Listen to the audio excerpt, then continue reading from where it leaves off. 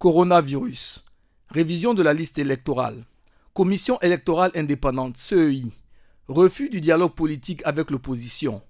Ce sont les thèmes de l'actualité qui ont meublé ce vendredi 19 juin 2020 la conférence de presse de Maurice Kakogi-Kayue, secrétaire exécutif en chef du PDCI-RDA au siège du parti à Cocody. C'est un Maurice Kakogi-Kayue tout feu tout flamme qui, face à la montée du taux de contamination du Covid-19, a fustigé la gestion de cette crise sanitaire par les autorités ivoiriennes. Chers invités, mesdames, messieurs, c'est avec plaisir que le secrétariat exécutif vous retrouve ce matin après notre dernière rencontre du 28 février 2020, au cours de laquelle nous avions dénoncé les insuffisances de l'organisation de l'opération d'enrôlement des populations pour l'obtention de la carte nationale d'identité et prédit son échec qui s'est avéré patent 4 mois plus tard. Je voudrais qu'il me soit permis, avant tout autre propos, de vous remercier pour votre présence massive et qualitative et me réjouir que vous soyez en bonne santé pendant cette période délicate de la pandémie du coronavirus. Les pensées du président Henri Konan Bédié et du PDCI-RDA vont en direction de nos valeureux soldats, dont 11 d'entre eux ont été fauchés dans l'attaque de Kafolo. Nous nous inclinons devant leur mémoire et présentons notre compassion aux familles des disparus et souhaitons un prompt rétablissement à tous les blessés. Par ailleurs, nous voudrons nous inquiéter du mutisme du régime RDA-RHDP sur cette tragédie, là où dans d'autres pays, le chef de l'État serait monté au créneau. Le PDCI-RDA et son président Henri Konan Bédié saluent également la mémoire de 13 de nos compatriotes qui ont péri au cours du drame qui vient de se produire à Niamey et présentent leur compassion aux familles des disparus. Ceci étant, nous vous avons retrouvés ce matin pour échanger sur l'actualité sociopolitique de notre pays et la vie du PDCI-RDA. Aussi aborderons-nous successivement les dossiers du coronavirus, de la révision de la liste électorale, de la commission électorale indépendante, du dialogue politique en Côte d'Ivoire et de la préparation de la convention d'investiture du candidat du PDCI-RDA à l'élection présidentielle d'octobre 2020. De la pandémie du coronavirus. Le coronavirus est une maladie qui atteint tous les pays du monde, sans exclusivité. C'est une pandémie grave et mortelle. Elle a fait en Afrique 7 395 décès pour 275 327 cas dépistés, selon l'OMS. En Côte d'Ivoire, les statistiques apparaissent à la date du 18 juin 2020, c'est-à-dire hier, 6 644 cas, dont 49 décès. Le premier cas a été déclaré dans notre pays le 11 mars 2020. Le gouvernement a réagi par des mesures barrières édictées par le Conseil national de sécurité dès le 16 mars 2020. Lavage régulier des mains à l'eau et au savon ou au gel hydroalcoolique, observation des mesures de distanciation physique d'au moins 1 mètre, éternuer dans son coude, ne pas se serrer la main, limitation des regroupements à 50 personnes puis à 200 personnes, état d'urgence, couvre-feu, fermeture des écoles, des bars, des maquis, des hôtels et des lieux de rassemblement, fermeture des frontières et mise en place d'un plan de riposte sanitaire. Au cours de la première déclaration sur le sujet, le président de la République a demandé l'union sacrée de toutes les forces vives de la nation, surtout des partis politiques, pour lutter contre cette pandémie. Tous les partis politiques, surtout de l'opposition, ont lancé un appel à leurs militants et aux populations pour soutenir le gouvernement et adapter leur programme d'activité dans le strict respect des mesures barrières. Cependant, la main tendue de l'opposition au gouvernement n'a jamais été saisie. Le gouvernement a poursuivi sa gestion solitaire de cette crise. Malgré le confinement d'Abidjan, les décisions oscillatoires du gouvernement et la faiblesse des mesures de contrôle ont fait passer le taux de positivité de moins de 10% au début de la pandémie à plus de 25% depuis le début du mois de juin 2020.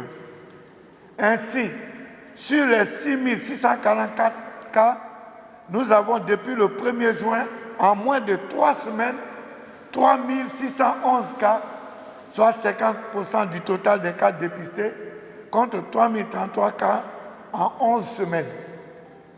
Il faut réagir dès à présent par la fermeté pour éviter une catastrophe sanitaire à notre pays si nous n'y sommes pas déjà. La révision de la liste électorale, débutée le 10 juin 2020 pour s'achever le 24 du même mois, reste un sujet de préoccupation pour l'opposition en général et le PDCI-RDA en particulier, au vu des graves dysfonctionnements de nature à fausser le jeu démocratique, a dit le conférencier. De la révision de la liste électorale, le gouvernement a, comme à son habitude, décidé de façon unilatérale et sans tenir compte des propositions de l'opposition, les dates et la durée de l'opération de révision de la liste électorale 2020 du 10 au 24 juin 2020. Pour rappel, l'opposition avait demandé 1. Le déroulement sur 2 mois au moins des audiences foraines députées le 29 avril 2020 avant le début de la révision de la liste électorale. Deuxième requête, la durée de l'opération d'enrôlement sur une période d'1 mois pour tenir compte de la crise sanitaire du coronavirus et du confinement d'Abidjan. Quelle est la situation à 6 jours de la clôture de l'opération? Plusieurs constats se dégagent après le démarrage de cette opération. 1. Cette opération se déroule dans un contexte de crise sanitaire liée au coronavirus avec des mesures barrières édictées par le Conseil national de sécurité. 2. Dans l'application de ces mesures, il y a 2 poids, 2 mesures. Les cadres du RDR-HDP obtiennent facilement les laissez-passer et ont ainsi la possibilité d'investir le terrain sans aucune difficulté afin de tenir des rencontres et même des meetings regroupant plus de 200 personnes sans réaction du gouvernement afin d'enrôler leurs militants pendant que les cadres des autres formations politiques, notamment du PDCRDA, n'ont pas cette facilité. Obtenir une demande d'autorisation de sortie d'Abidjan est un véritable parcours de combattant pour eux. 3. Des informations qui nous parviennent du terrain font état de la lourdeur du processus d'établissement des pièces administratives, notamment des certificats de nationalité. 4. La faiblesse de l'absorption des demandes, le temps extrêmement long mis dans le traitement des dossiers soumis et l'engouement des populations à se faire établir des pièces ont amené l'opérateur technique Unitech à développer une plateforme pour accélérer le traitement des dossiers.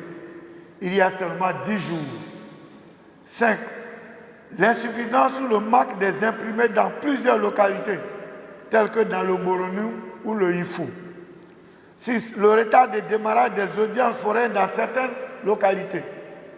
La discrimination des pétitionnaires, tels que dans la localité de Nebo à San Pedro, où certaines populations ont le droit de se faire enrôler, contrairement à d'autres proches de l'opposition, sous le prétexte que l'appareil qui sert à l'enrôlement a été acheté par un ministre RHDP. Un fait inconcevable. 8.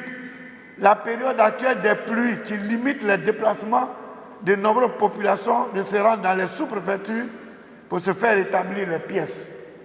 9. La CEI qui reconnaît les difficultés des intervenants à se faire enrôler et qui prend de nouvelles décisions en pleine opération.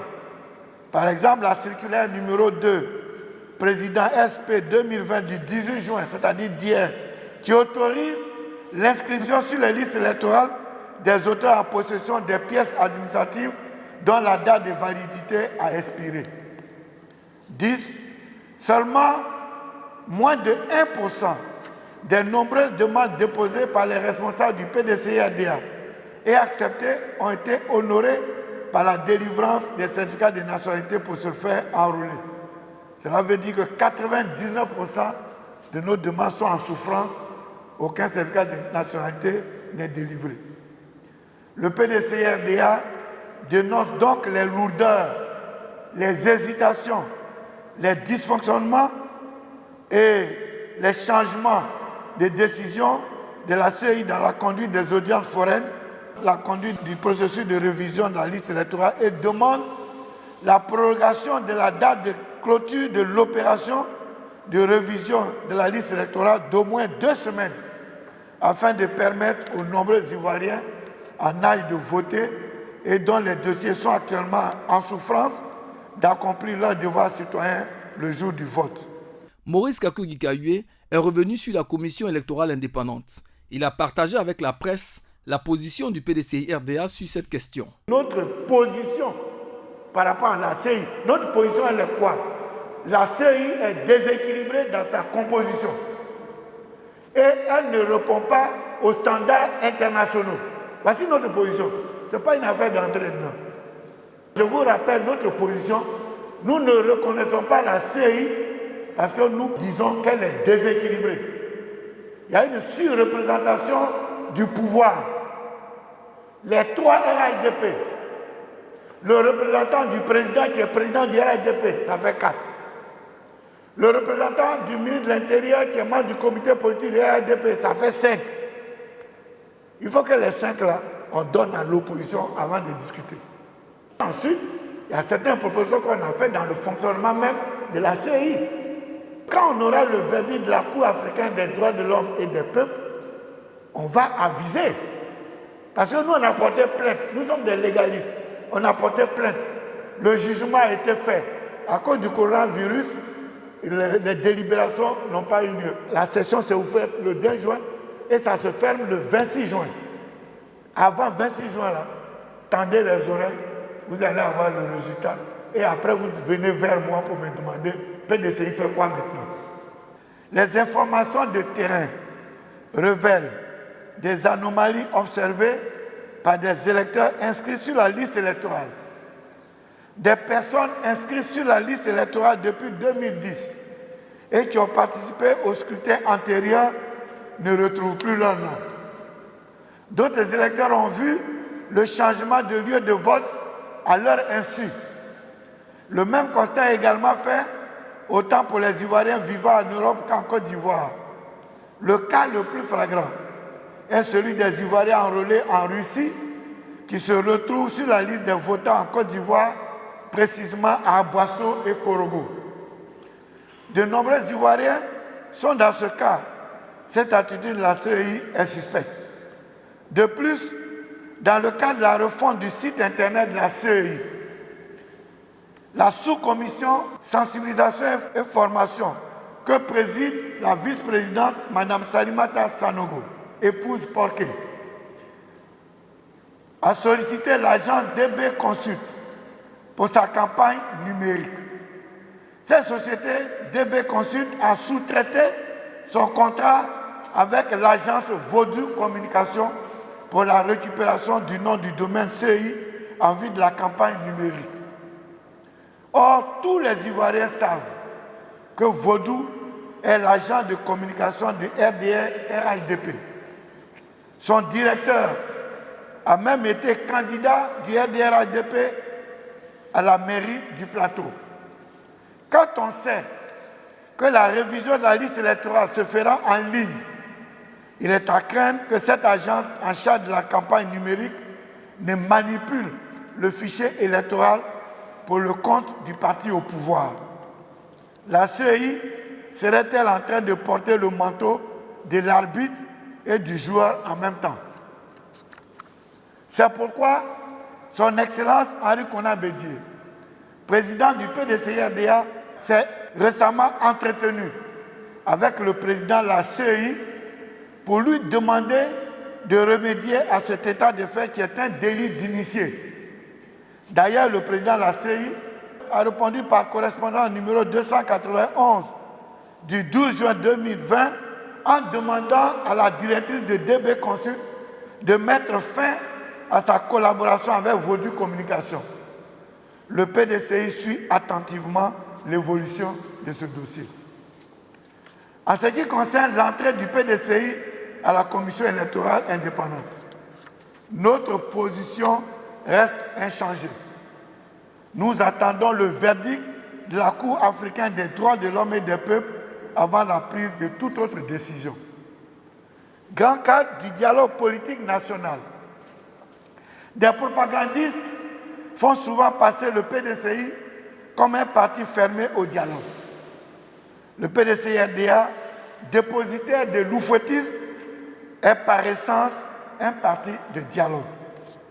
C'est ainsi que face à la tension politique qui provoque dans notre pays et dans un souci de décrispation de la situation, de préservation de la paix sociale dans notre pays, en évitant une escalade inutile, le président Ali Kona Bédié, président du PDCI-RDA, a demandé le 23 mars 2020 par correspondance au président Alassane Ouattara, président de la République, d'accepter de recevoir les partis politiques de l'opposition afin d'aplanir les difficultés. Par correspondance, en date du 2 avril 2020, le président de la République a répondu au président du PDCI-RDA en réservant une fête de non-recevoir à sa requête, arguant que son Premier ministre avait déjà conduit le dialogue avec les partis politiques. Le PDCI-RDA et tous les autres partis politiques de l'opposition attendent toujours ce dialogue avec le président de la République. Donc, s'il y a un manque de dialogue, c'est du côté du pouvoir et non de l'opposition. Les blocages et autres dysfonctionnements constatés dans le processus électoral sont la conséquence de la fermeture du chef de l'État au dialogue avec l'opposition, croit savoir le capitaine Courage du PDCI-RDA. Le bureau politique du PDCI des 4 et 5 juin 2020, le dernier point à l'ordre du jour de cette conférence, a été un franc succès eu égard aux enjeux qui le soutenaient. Le professeur Moïse Kakugi-Kayue est revenu sur les 7 décisions qui ont sanctionné ce bureau politique. Du bilan du bureau politique des 4 et 5 juin 2020. La vie du PDCI-RDA est actuellement rythmée par les préparatifs de la convention d'investiture sur candidat à l'élection présidentielle d'octobre 2020. Ainsi, la 13e réunion du bureau politique s'est tenue en session extraordinaire sur 2 jours, les 4 et 5 juin 2020, dans le strict respect des mesures édictées par le Conseil national de sécurité dans le cadre de la lutte contre la propagation du coronavirus. Cette session du bureau politique a été un succès à tous égards, tant sur les plans de l'organisation, de l'environnement politique des débats et des décisions prises. Je profite de l'occasion de cette conférence de presse pour transférer une fois encore les félicitations du président du parti aux organisateurs de cette session et aux participants. 7 décisions ont été prises au cours de ce bureau politique. Ce sont la fixation des nouvelles dates des conventions locales les samedis 25 et dimanche 26 juillet 2020. Le choix de la ville de Yamoussoukro pour abriter la cérémonie d'investiture du candidat du PDCI-RDA. L'exigence de la cotisation de l'année 2020 aux membres statutaires afin de participer à la convention. La fixation des critères de candidature, la création d'un comité de candidature, l'adoption du chronogramme du processus de désignation du candidat et le mandat donné au président du parti afin d'adapter les modalités d'organisation de la convention à la situation sanitaire du pays. La mise en œuvre de cette diligence a débuté dès le 8 juin 2020. Un appel à candidature a été lancé. Ainsi, depuis le 10 juin 2020 à 10 h jusqu'au 24 juin à 23h30, la cellule électorale de la Convention réceptionne les dossiers de candidature. Le chronogramme du processus de désignation du candidat à l'élection présidentielle d'octobre 2020 a été publié. Le comité de candidature a été créé par décision du président du parti du 6 juin 2020 et installé le 9 juin 2020. Un comité de médiation a été mis en place par décision du président du parti du 7 juin 2020 et installé également le 9 juin 2020. Les responsables des conventions locales ont été nommés par décision du président du 10 juin 2020 et installés les 17 et 18 juin 2020. En marge de cette conférence de presse, le professeur Maurice Kakou-Gikawe a tenu à faire un démenti formel face aux allégations d'un cyberactiviste dénommé Chris Yapi qui a soutenu que le secrétaire exécutif en chef du PDCI-RDA recevait de l'argent du pouvoir RHDP pour trahir son parti, le PDCI-RDA. Un certain Chris Yapi qui a osé écrire que moi, Gikawe, je reçois des enveloppes pour trahir le PDCI. D'abord, on ne sait pas quelle trahison, mais en 2018, quand ça chauffait, ce n'est pas les tentatives de corruption qui ont manqué. Hein. J'ai eu des pressions. Mais j'ai tenu, parce que le travail que je mène, ce n'est pas une affaire d'argent. Je suis professeur de médecine, des gens ont reconnu ma compétence. Si moi-même je veux avoir l'argent, je laisse la politique, je vais m'asseoir dans la clinique, mon salaire c'est au moins 15 millions par mois, je peux gagner. Je suis le premier cardiopédiatre de l'Afrique. Donc je peux aller me promener au Mali, Burkina, tout ça, consulter les enfants. Les gens même me réclament. Mais j'ai été très jeune piqué par le virus. Il y avait un corona politique voilà, qui m'a piqué. Donc là, la politique est au-dessus des autres choses. Donc, moi, ce n'est pas seulement une affaire, je n'ai pas dit que je n'ai pas besoin d'argent, mais ce n'est pas une affaire d'argent. Donc celui qui vient avec l'argent là, il a joué bidé. Donc nous, il dit qu'il a donné les preuves. Donc, si j'ai tenu là, maintenant, où le RADP même est tombé, où le boulevard est bitumé, et qu'il ne reste que 4 petits mois pour que le PDCI accède au palais. Donc moi, je n'aime pas le palais. Donc là, je suis bête alors. Donc c'est là que je vais commencer à chercher enveloppe. Il reste 4 mois. C'est là que je vais commencer à chercher enveloppe. Donc il faut lui dire, on dit il ne ment pas, mais là il a trouvé Gikawe, il a menti. Deuxièmement, maintenant il reprend encore, il dit, il voulait faire enquête sur moi, et puis l'entourage du président dit de ne pas faire enquête. Mais tu dis, tu as preuve. Maintenant, quelle enquête tu veux faire encore? S'il arrive sur moi là, et la cas c'était, peut-être il peut trouver autre chose, tout ça. Moi, je suis habitué. Ce n'est pas le premier mensonge. J'étais en Côte d'Ivoire, on dit, j'ai volé 18 milliards. Les dossiers existent. Vous savez pourquoi Big Togo a refusé le débat à la télévision? 18 milliards fait partie de ça. Parce que j'ai fait une répétition. Et comme on est en politique, il a dû apprendre que j'étais en train de m'entraîner. Tous les dossiers étaient là. J'allais lui démontrer qu'en 1991, le président s'appelait Houphouët-Boigny, ça c'est pas le problème. Mais le premier ministre de l'économie et des finances s'appelait Alassane Ouattara. Son ministre délégué s'appelait Kabla Dekan. Voilà. Et au moment où Bodi est arrivé au pouvoir, que je devenais ministre, il y avait déjà un problème d'1 milliard sur le dossier. Parce qu'il y a un fonctionnaire qui contestait les procédures signées par arrêté par Kabla Dekan sous inspiration de Alassane Ouattara. Donc tous les arrêts là, ça existe, ça est dans mon dossier. Donc c'était l'occasion que la télévision voulait me parler, ils allaient poser la question, ils m'ont prévenu. Donc j'étais prêt. Et puis ils ont fui. Bientôt on va faire campagne, non? On va parler. Un jour, il faut que les Ivoiriens sachent la vérité. Parce qu'on est fatigué des mensonges. Donc mentir sur moi là, les gens le font. Mais ça ne m'a rien fait. La justice ne m'a jamais appelé. Je suis assis là. Voilà. Donc, mensonge, j'ai déjà connu. Donc, s'il y a plus, un peu, c'est fatigué. Mais chaque fois qu'il va parler de Kakou-Gikawe Maurice, c'est un mensonge. Je vous dis ça déjà. Donc, vous lisez et puis vous passez, parce que c'est un mensonge. Donc, maintenant, si quelqu'un a été chargé d'enveloppe pour m'envoyer et que la personne a peur, il n'a qu'à aller dire aux gens du RDP que l'enveloppe, je ne peux pas enlever là-bas. Parce que Gikawe a son visage, c'est comme j'ai dit, un mouton au village. Vous êtes assis devant votre case, la porte est ouverte, il voit les bananes et les paddies de riz dans votre maison, il voit. Mais quand il vient passer, la porte est ouverte, il soulève la tête, il regarde le propriétaire. Selon ta figure, il rentre. Or, moi, ma figure là, on ne peut pas me donner enveloppe. Maintenant, je dis au RAIDP, votre responsable de la direction que vous avez chargé de venir me donner les enveloppes là, ce n'est pas encore arrivé. Donc si quelqu'un là-bas prend votre argent, il prend votre argent dans la caisse pour dire c'est handicapé, j'envoie là. Demandez-lui, il n'a qu'à vous rembourser.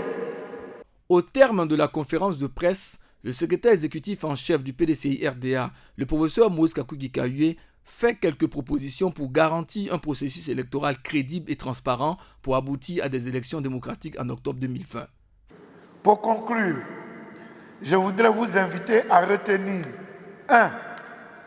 Que si la posture du gouvernement ne change pas dans la gestion de la COVID-19, la Côte d'Ivoire court vers une catastrophe sanitaire. Les populations doivent prendre au sérieux cette pandémie du coronavirus car nous avons actuellement, probablement dans chacune de nos familles, un malade du Covid qui s'ignore. La fermeture du président de la République au dialogue avec son opposition. La décision du PDCRDA par rapport à la CEI qui dépend du verdict de la Cour africaine des droits de l'homme et des peuples. Et enfin, la nécessité de la prorogation de la date de clôture de l'opération de la révision de la liste électorale d'au moins 2 semaines.